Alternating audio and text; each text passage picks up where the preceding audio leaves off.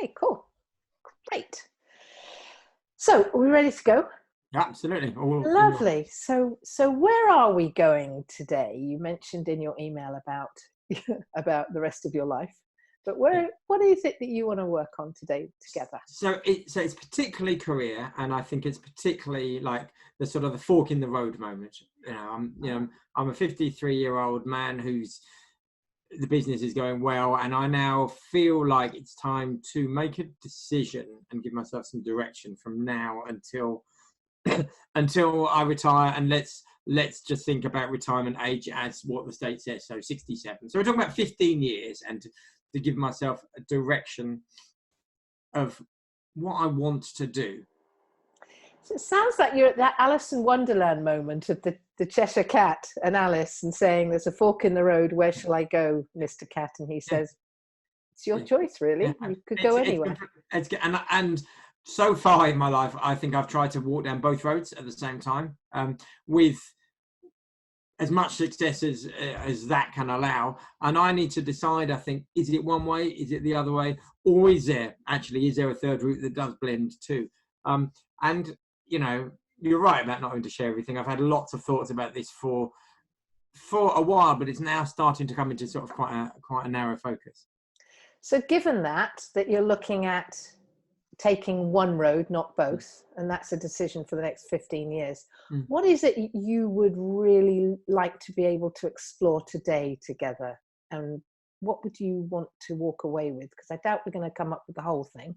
Yeah. What is it's going to be important for today? Well, I think the big things that have emerged this last week, one is obstacles. Obstacles to a decision, and they are and I'm not talking external, I'm not talking about the market and crap like that. I'm talking about internal obstacles. Okay. And I think the other is passion and drivers. Okay. This last week I've been almost overwhelmed by the level of passion that I felt about something, and which isn't really work. And I'm wondering about tapping into passion in the way that I want to for my work. Okay, so if we tapped into passion and drivers, and I suspect along the way there's a tapping into the obstacles, which I'm hearing is about you internally. What will that enable you to have? Have is an interesting question. I think clarity, and I think sort of nuggets. It's easy to make plans and easy to do pros and cons and all that type of gear. But I think it's like it's not clear enough. It's not clear enough. There's that quote by that what do they call them? That time management guru. Hate the word guru. Dave Allen, not the comedian with the thing fun. Yes. But he said something like what did he say? He said, "You can do anything, but you can't do everything." Well, I've sort of steadfastly refused to believe that. And, I haven't made myself massively ill for it, but I think I'm still in a you can do everything place. And I know it's not true. And I know I don't want to, in a way, I don't want to make any choices, but in a way I know that if I don't, it's just, it's too much, and the sort of the rumbling on of too many half-done things is potentially going to be a problem. So you mentioned that this has come up partially because you're recognizing your age and the amount of time you've got left before you retire, or officially, technically can retire, etc. What else has drawn you to want to really focus on this and to start to make choices? Okay, ego, definitely. Okay.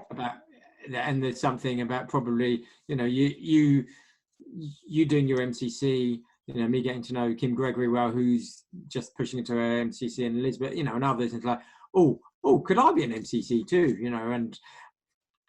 But is that a strategic, focused career decision, or is it just a bit of vanity? That's interesting. I think there's something there about, I've seen the impact of doing different things. I see the impact of, if the decision is, am I just trying to earn a living here, or am I trying to grow a team and do something bigger than just my job? And am I trying to also do something that creates a legacy that is maybe something a bit more sustainable, that sort of transcends, one bloke's working life, then some of those things are in place, and so I'm seeing the excitement and the benefits for that. So I think that's triggered it all off. So I think the ego, the possibility, and also some of these things that are starting to happen.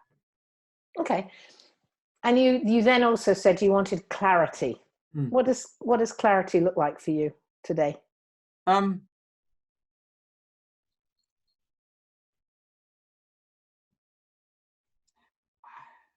think there's something about like the sort of the understanding the potential for unstoppable momentum in an area, rather than the sort of formulaic and dutiful tidy your desk type of approach that I think I sometimes have to my work. So I think it's I can feel it right here. It feels quite heavy, but in a good way. That actually it's about tapping into something that is bigger. I think it's not about just. It feels, the more that I think about it, the more it feels like I'm not just trying to earn a living here. Okay. For a simple brain like me, could you just explain what understanding and it's for the unstoppable momentum for an area? What does that mean? Although we're high level, can I give you a brief story? Yeah, of course you can. So this last week, did you see that last week the Labour Party said that new manifesto commitment is that they're going to nationalise private schools? They'd like to do that. It's got me hot under the collar, like nothing that I can remember for quite a long time, for so many reasons. And I've had so many passionate conversations about it. I had an hour on the phone to my son who agrees with the policy. I don't agree with the policy, but not from a sort of a NIMBY-ish approach, but from a sort of a pedagogic approach. I'm really, really bothered by it. I gave a speech about it last night. I almost can't. I think the speech has let me sort of put it to bed for a little while, so I can stop stressing about it. It's not going to happen. It's stupid. But what I noticed was like my passion for this, B, my desperate commitment to wanting to do something about this, C, I suppose my knowledge and understanding and my deep experience, and I know more than most as both someone who works in education as a parent, and I've done, I'm properly in this. It's like if I applied that passion to everything that I do, what sort of transformational results can be achieved? I think that's what I mean. Okay. So this is about passion, because you mentioned about that earlier, about this passions and passion and drivers. So if we look at this, and we've got about, say, 30 minutes to do this, what is the clarity you want to walk away with that's going to allow you to do more thinking? I think it's a direction of travel, and it's a focus, and there's something that needs to be just set to one side. There's something that needs to be said that, all right, that's less important. That is it's an illusion. It's a false promise. It's a distraction. It's smoke and mirrors, So I think if I can set things to one side, then I think I'll be able to see where I need to go. And okay, so it's about the focus on the direction of travel, and in doing that, you'll be able to say these are the things that are no longer important. Yes. Okay, and that would be good if we can get you closer to that clarity and understanding. Yeah, absolutely, that make a huge difference. Okay. So where should we start with this? Well, I suppose if we have the headlines of like what are the choices here? Great. So the headlines are: I could keep going with a coach training business that ticks over, that finds enough clients, maybe grows a bit, maybe grows enough to need a bit of help, as in the occasional trainer doing the occasional course. I could extend that so that I have lots like much too much capacity for me. And so then I have a team that I'm working with who are delivering a substantial amount of courses, not just, one course a year type of thing, so that they need coaching, they need mentoring, they need supervision, quality assurance, all that. So growing in that way. I could strip it back and combining with the coach training, I could push on with my coaching hours a lot more and do lots more one-to-one coaching with, however that works in terms of finding people. But that's that.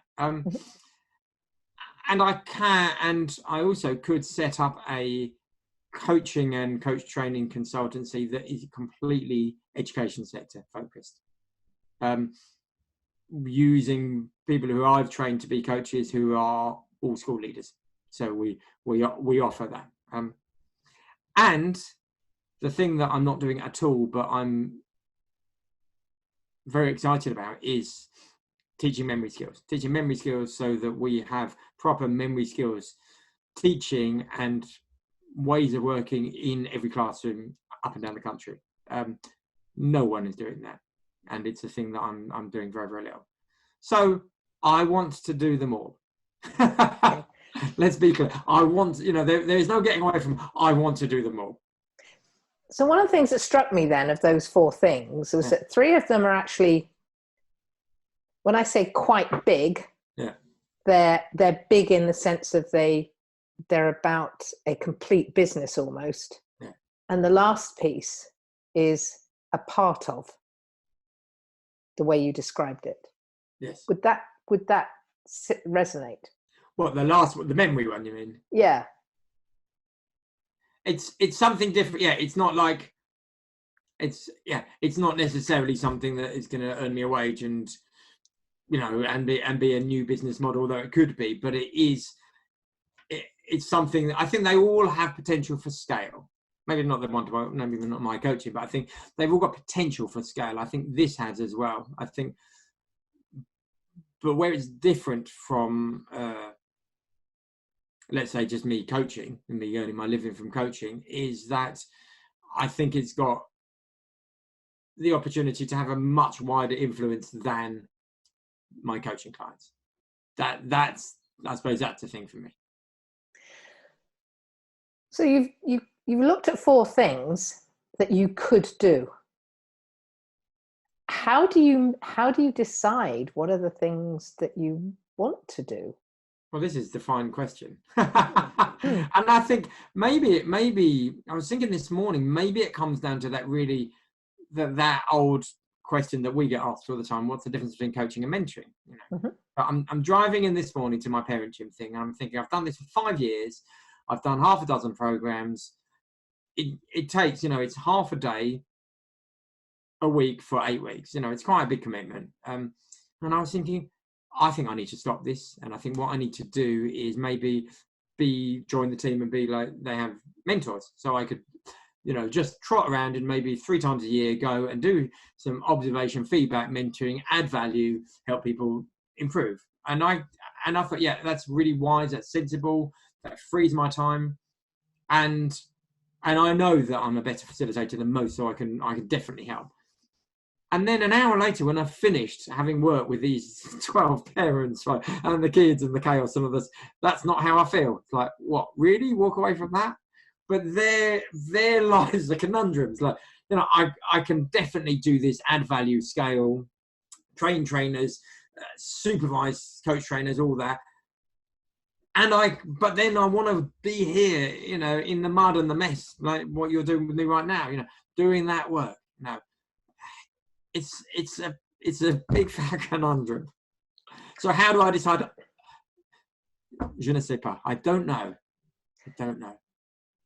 So a question comes to mind for me is, are we talking about a financial requirement that you have, or are we talking about what your passion is and how you want to live your life for the next 15 years, or your working life for the next 15 years? Well, I think if I was talking to you 5 years ago, there would have to be a big focus on the money. Yeah. And it's possible, isn't it, that things could go south, couldn't they, with all of our work? Yeah, we get that. But it feels to me that now there's enough in place and in play, things coming in, systems in, all that type of stuff, that actually that bit seems fine. Yes, maybe if I stop doing everything and just focused on this memory project, then I have no clients and I have no anything. And if I cancel everything, then money's a problem. But actually, there needs to be a sustainability and a ticking over. But I think I'm in a good enough place to say I can now follow what I want to do rather than doing what I have to do. Okay. So there's a foundation there that allows you to create income at the moment. So you don't have to worry about that. So this is what can I, so, and of those 4 choices that you had, which one of those doesn't create that foundation? So the memory one doesn't really. And even to a certain degree, like pushing on to try and create a big company also might not. So if I say, you know, what I've put in place so far allows for enough clients to pay me wages, and maybe a bit of extra work for a team.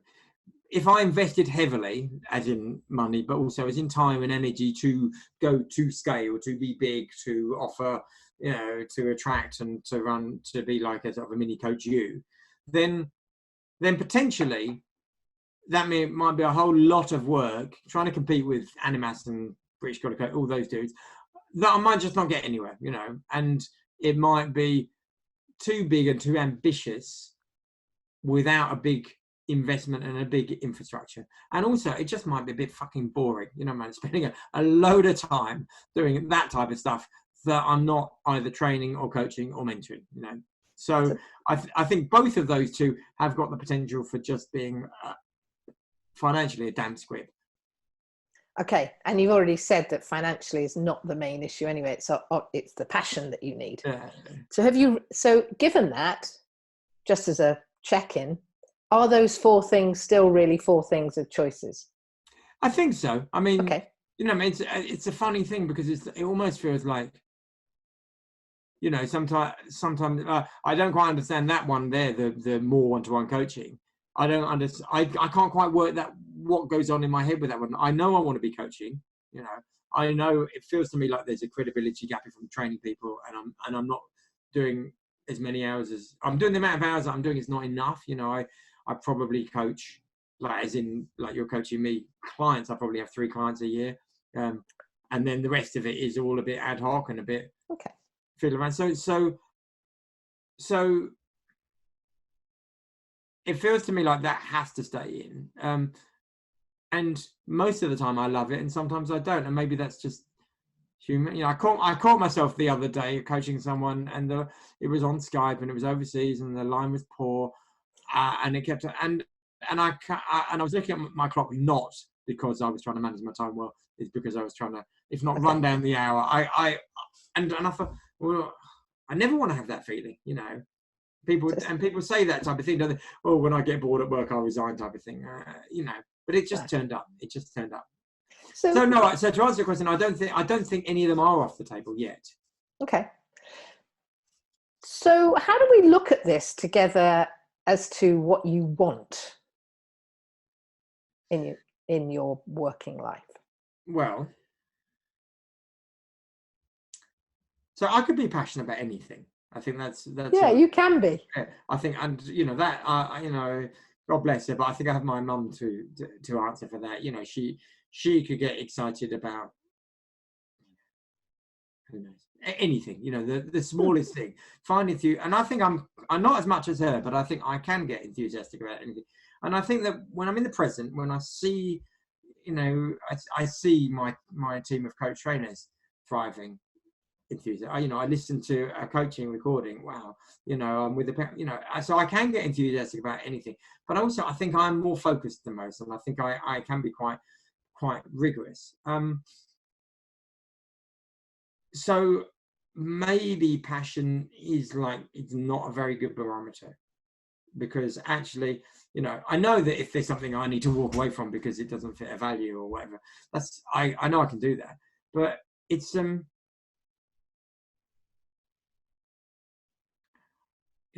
something about being free, something about being able to respond to every opportunity. So let's say, right, so we have, as you all have, you have a day of coach training, something comes up that really makes you want to read a bit more about it, or write an article about it, or have a conversation about it. I put that on my to-do list, and then I go back and do the things that I have to do. The things that are burning, the things that are pending. I want to be able to respond to the things that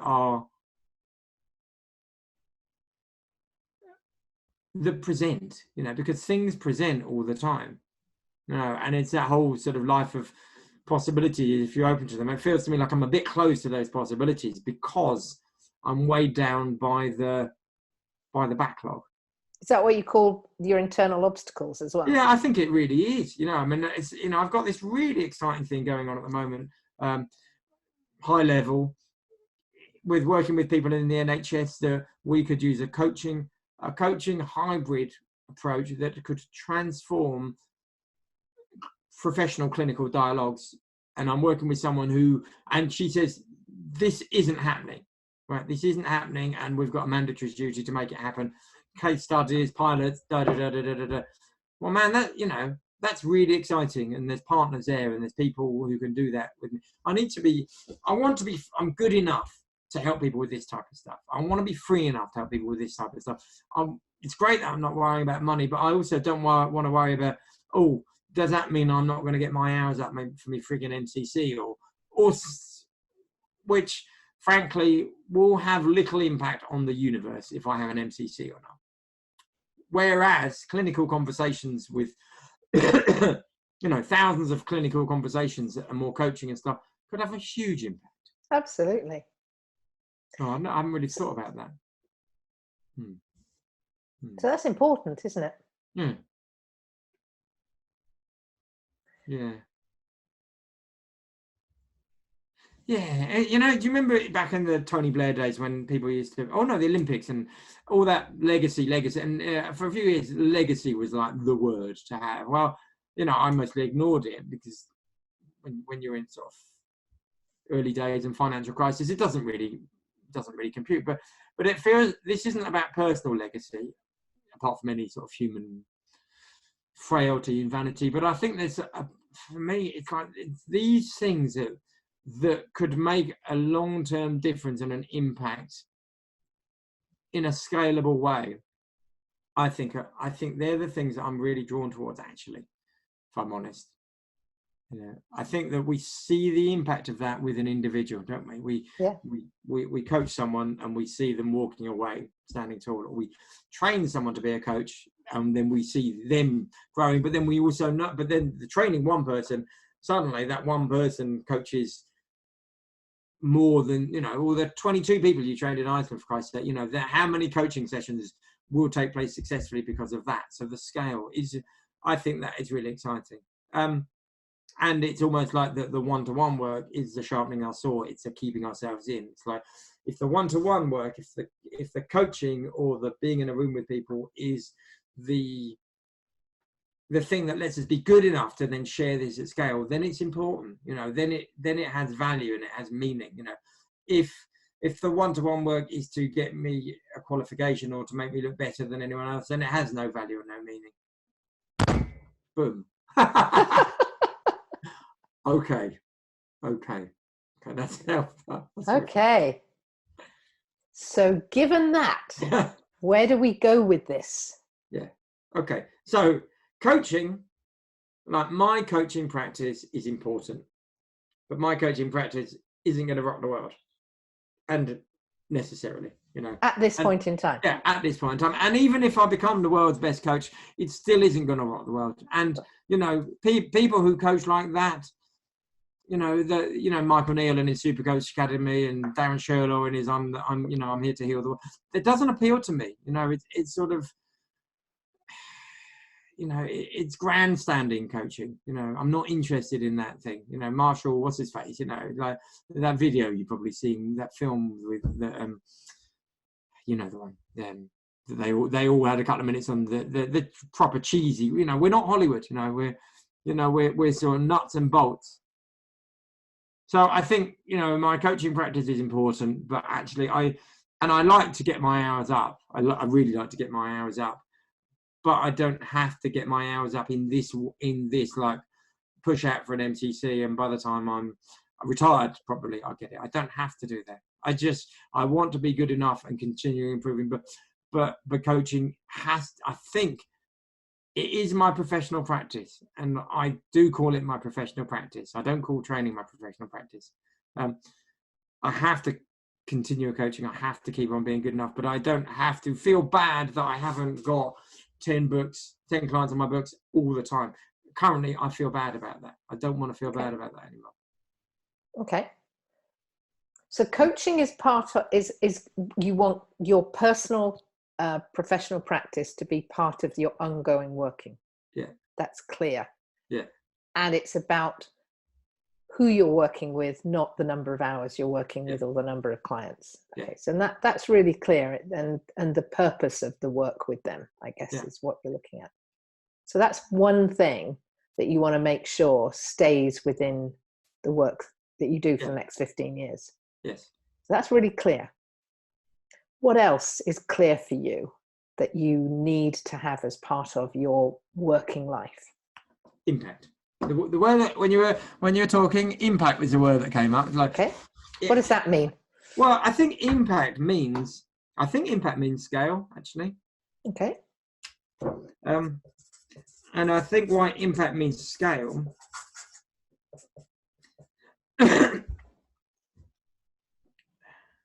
is because of the possibilities.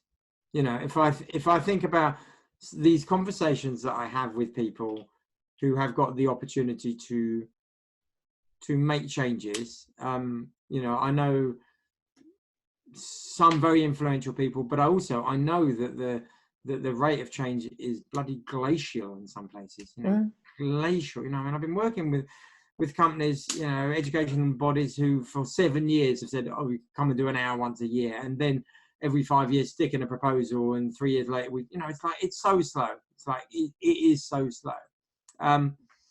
So scale means getting to the people who need it. You know, getting to the people who can benefit from it. Things that can be replicated.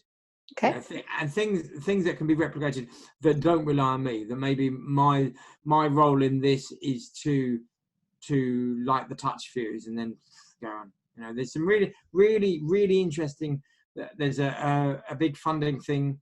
That's funding's ring fenced in education, and when you look at it, they define scale, and how they define scale is that this can be replicated in every school in the country without needing external input. You know, so you get the people trained in there, they can do it. You know, you resort to it. Well, that is really, really appealing. You know, on things that can make a difference. You know, okay. You know, so I think that's what I mean by scale. Okay. Do you need to put that down on your piece of paper there? Yeah, I think it's the thing is it's replication, and it's also, I think the other thing that really excites me where we're at now is that we're in an evidence-based environment. You know, in education, we're moving into a lot more evidence-based teaching. You know, I heard at the ICF conference that they're going to do a core competency for team coaching. You know, I keep away from team coaching because there's no standard, so it's still a bit Wild West. You know, I'm not interested in that. I'm not interested in learning. You know, whereas, you know, we've got something really solid in ICF with core competencies. You know, I don't need to make a contribution to improvement of the core competencies. You know, you've sent me to a book. You're doing it. The ICF's doing it. You know, it's there and it's working well. You know, I'm interested in making an impact in when it's not there, when it's not working well, when there's a fat gap. You know, and I think that I can see a fat gap, and I think I've seen a few, and I'm in. And what the Jesus, man, my brain. Where that health thing really excites me is that my colleague who I'm working with has, you know, I know nothing about this world. She's seen a gap. It's her world. She's seen a gap, and she's seen that a coaching approach can fill that gap. Well, how incredible is that? And she's excited you by the sounds of it. Oh, you know, I mean, it's incredible. It's awesome. So the idea that like a mentoring approach or a top-down mentoring approach in all of these sort of medical conversations is not creating sustainability, is not creating growth, and there are medical risks there. And by someone who knows medicine, you know, her medical sector, but also has learned to coach, she can see that and she can say, we're not doing this anywhere. Come on. Okay. That's and that's lit that fuse in you. Yeah. That you want to light in others. Yeah, it really has, you know. Great. And what's really excited me actually is I didn't see this partnership. I wasn't looking for partners. I didn't, and all of that stuff. That doesn't matter. It's like actually an opportunity has come up and we can make this work. We can make this work in a really interesting way. So that goes back to your comment about you want to be freer to be able to take advantage of things that come up that you then get passionate about. Rather than seeing it and then having to go back and do the whatever you have to do. Yeah, exactly. Okay. So I think then there's obstacles, isn't there? Sorry, let you ask your question. No, go ahead. No, it's fine. I was just starting to coach myself. Exactly. So I was going to ask, is there anything like that you'd want to add into this mix of what you're passionate about right now, what you want to see in your practice? I think probably, but I think I've gone so wide. Do you know what I mean? Like I think the memory thing, you know, I'm ready to go with this. I've done stuff. I've got the resources, but it's nowhere. You know, it's nowhere in a business model. It's nowhere in training. So it already feels like I'm bringing in something that is going to take time and energy and work to do. There's something about language learning that I feel really strongly about, but actually same thing, you know, as the core competencies. There's people in place here, you know. So I'm looking for the gaps. I think I'm looking for the gap where there aren't things in place. Okay. You know, and I think I want to be open to that. Like, where aren't things in place? So if that's the case, we could either look at obstacles, or the other way is to look at what does being freer to be able to take advantage of where you see a gap, what does freer look like? They're just... Yeah, it's interesting. Well, I mean, yeah, okay. So just another question that is provoked is,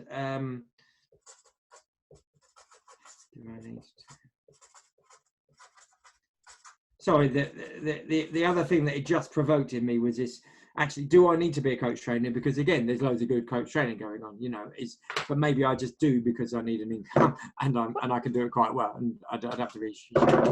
I think obstacles first. Okay. And I've thought about this. You know, I know that to do anything to scale, I know you need support, and I know I've probably got a bit of a letting go problem, you know, and I've got people working with me, but when I look at the people working with me, you know, I've got someone who could give me 2 days a week when he was at uni, but now he can't. Now he can only give me a day a week because he's on a placement, but I'm sticking with him. I've got someone who does all my flyers and all my marketing stuff, but she's now on maternity leave and doesn't return my calls. And I've got some, you know, and what happens is I build up this team of people, but they're not, I mean, as people, they're great. And as skillful, they're great. But there's something that I'm doing that says, I'm not prepared to say, well, I'll give you a job. I'll pay you a salary. You'll be here at 9 o'clock, rather than I'll duck and dive. And also I'll be so flexible. So, you know, I might end up doing, if not doing half their job, not being able to, you know, not being able to just hand over stuff, to be able to say, right, I've got someone who sits there, and anytime I've got, oh, it'd be great if you could do that. Could you do that? Could you do that? So what is it you want? Well, I want freedom, definitely. I probably need to let go of a bit of control.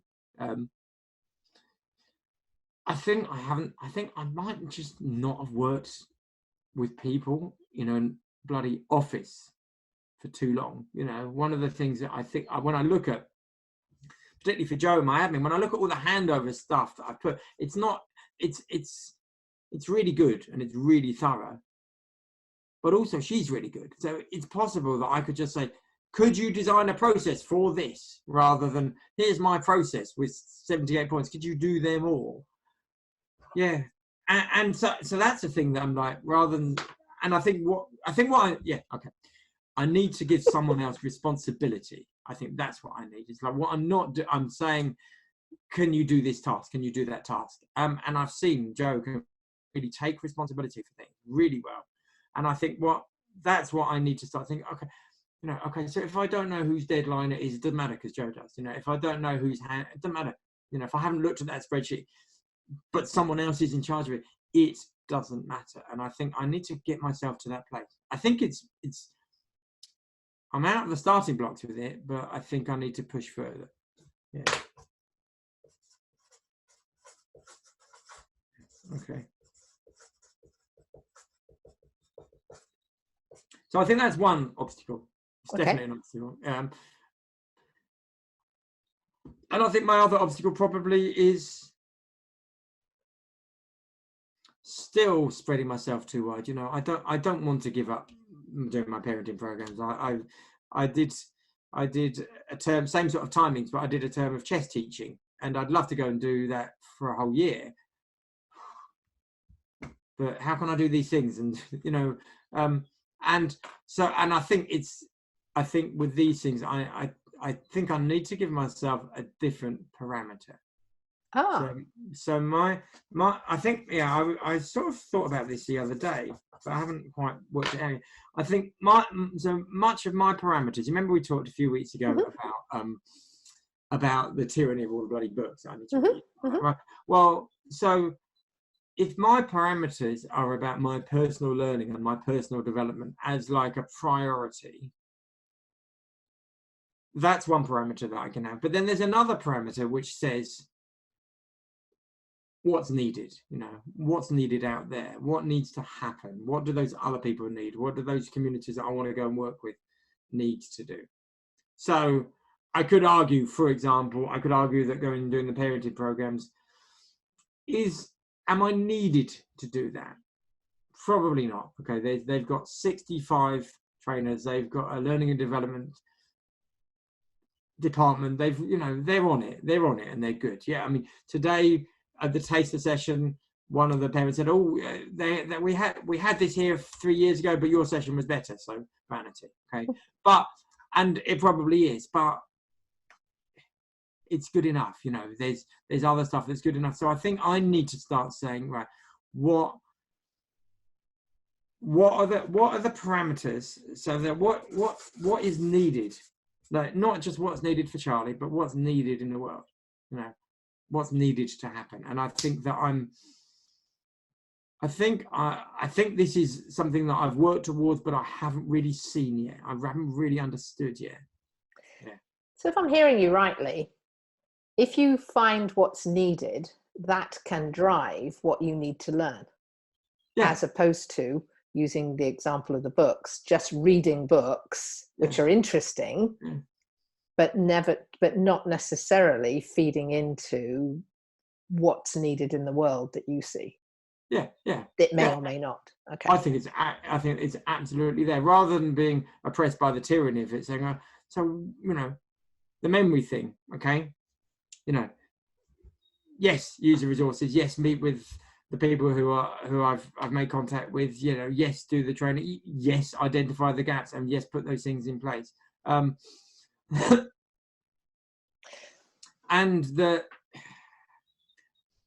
it's right.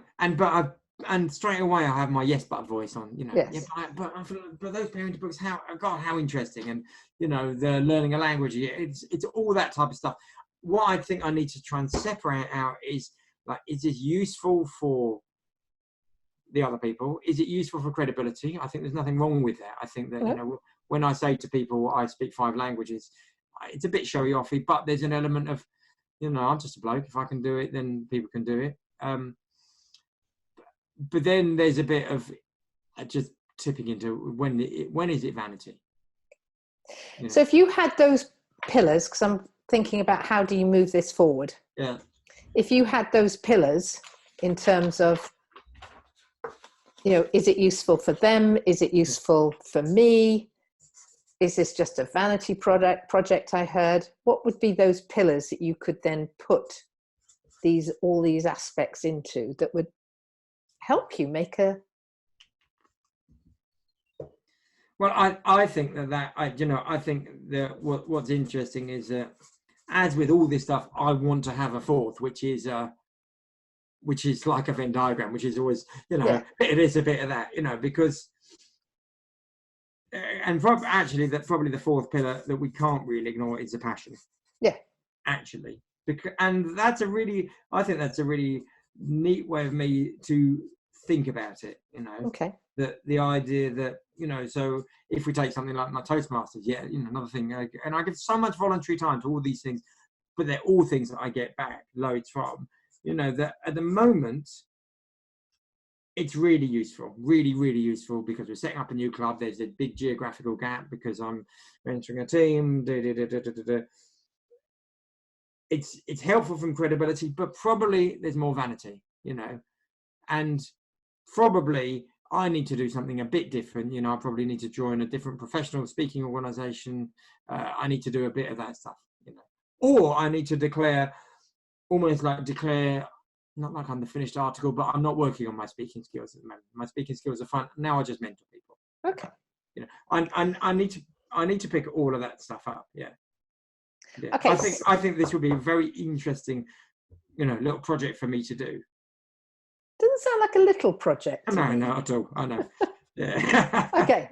So as we're getting close to when we need to wrap this up, where's your thinking now in terms of how you're looking at your direction of travel and what you need to put aside? Where's your thinking now? Well, I think where my thinking is that I think it's moved away from an A or B type of choice. I think it's moved towards impact and usefulness, making a difference, sustainability, change, all of those type of things. So I think from a really practical point of view, having enough work to give a benchmark, like a sort of a, whatever platform of income that doesn't take up the whole of my time, I think it's really important. And then finding the opportunity to push on, I think, is great. Funnily enough, it feels to me like of all of these, the least important is the growing my training team and getting lots and lots of courses. But in a way, that might be the one that I might be able to create the easiest sustainability, with repeat clients, apprenticeship levies, that type of stuff. So I think what I need to do is my thinking is like, okay, there's a process here, there's phases here, there's really consolidate the income there, and then create the time and the energy to push on for the opportunities that I've got in front of me, the memory one, this health one, and then be free enough for those other things. Because this is a 15-year project you're wanting to look at, which is there. So given that, what has shifted in your thinking then, and shifted in you between when we started and now? I wrote down about halfway through fat gap. It's like seeing these fat gaps, and why I think I was so pissed off about this whole private sector, about this, the school thing, is because I could see a gap that other people weren't talking about. And then yesterday, before I gave this speech, I read an article in The Guardian, and actually someone else is talking about this, and much better qualified than me because they're a professor of education. So I'm like, okay, well, that's fine. So that's covered, so I can either carry on arguing with my son about it or not bother. It's when I see these fat gap memory, no one's talking about it. No one at all, and so it's a fat gap. And I think that knowing that I'm good at lots of things, but knowing that actually if the gap is a priority, and I might draw in other things, but if sharing what I see as a gap that others can't fill, not many can fill, is a priority. Sorry. That's good. I'm just going to switch this off for a second. I think it's my Ocado delivery. I said after 11:30. Apologies for that. Don't mind. Because we were due to finish at 11:30. So given that it's the fat gap, hang on just a second. I'm just going to put on.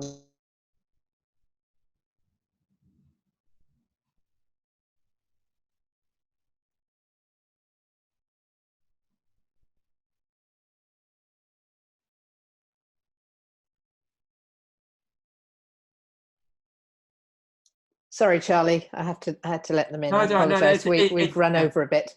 No, it's my bad. So my question though for you is great. You this fat gap means something really powerful for you.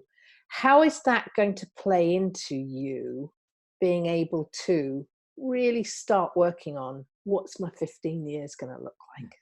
Well, I think it's going to let me start to be better with my handover, delegation, resourcing, who I pull in, all of that type of stuff. I think it's also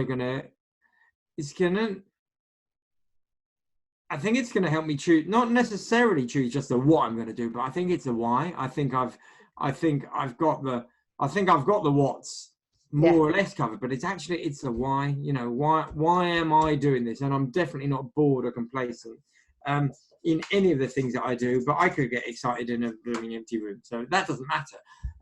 But I think it's really understanding the why, and I'm going to have to find a better word than legacy, because it is legacy. It is like, so that someone else can carry on doing this stuff in a wider scale, in a more sustainable, when without whatever my input is, it wasn't going to happen. So the why gives you the fuel to get this going, and then you hang on just a second.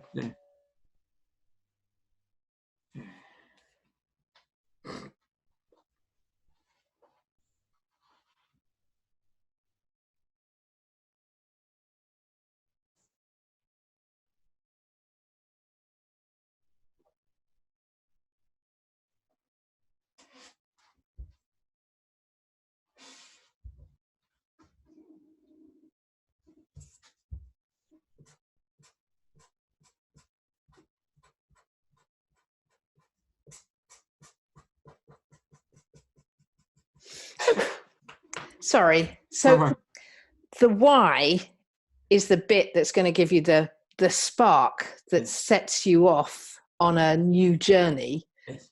And in the back of the mind, what I heard also is that you also then have to make sure that that can be picked up by somebody else. Yes, absolutely. So you don't have to be the finisher. You have to be the starter. Yeah.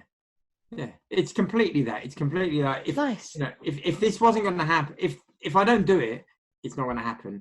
But I don't have to do it all. You know, I don't have to do it all, and I think that's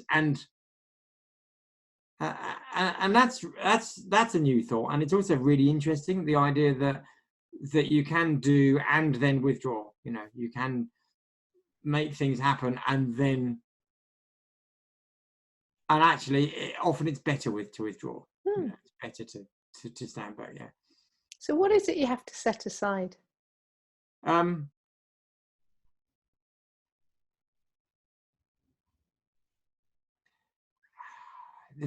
word that just came up is thoroughness.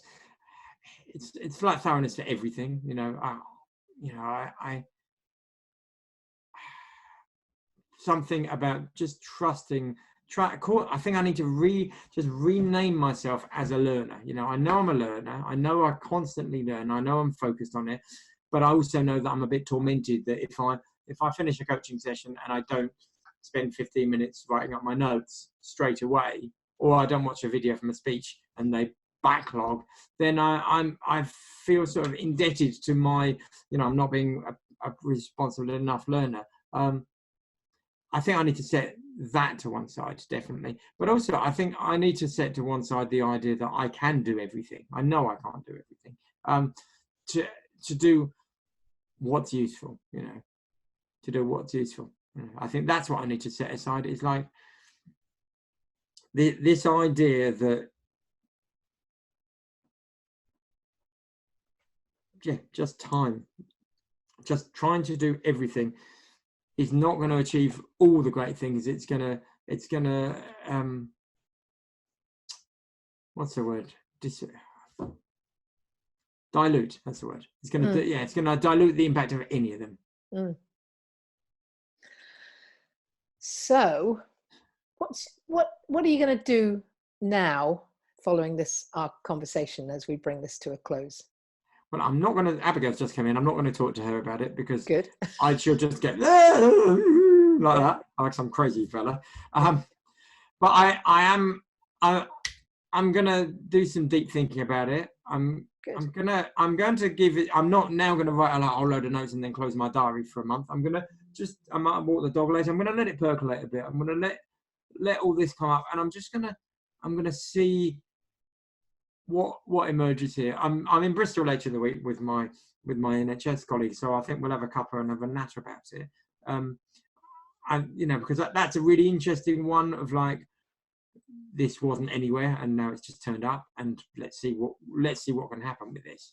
And I'm going to start. I'm definitely going to put more things into place to free up my time. I think I've got some big decisions to make about, like, you'll see the same, won't you? Marking, listen to audios, all that stuff that takes loads of time, and we have to do it. But do we have to? So I need to buy more time back somehow. But I need to do it well. And I like the fact that you're just saying, I just want to let this sit and noodle for a while, just sit with this, because it's not something you absolutely have to make a decision about, but it is really important. So and it might be holidays, or it might be half term, when all those type of things. But what I do know is, if I decide to think about it and say this is a project to think about, then probably that's the most useful. I let the thoughts come, and I think things are going to start to develop. And if it's appropriate, our next session, which we'll need to get in place, perhaps it's something that we'll noodle through, and there'll be more things that we can talk about, or something else. Yes. Good. Perhaps. Thank you. Do you feel complete? I feel exhausted. Well, that's good. I genuinely don't think I've been so sort of in my coaching, in being coached, probably not since very, very early days of life. I've never been coached before, type of thing. Like, it was popcorning, all sorts of things. I don't feel complete because there's always the chimp, isn't there? Always the chimp is there. But I was noticing her actually straight away. Boom, straight away the chimp was sort of bothering me. You're complete for today, for our time together. Oh, no, totally. More than. I'm very, like, I'm a bit blown away actually by some of these thoughts. I felt, strangely enough, because I decided this topic ages ago, but folks, I felt a bit underprepared, as in I hadn't done, a project plan and A and B and pros and cons, and didn't matter. Like, maybe it was better that I didn't, but it didn't matter. Good. So happy noodling. Yes.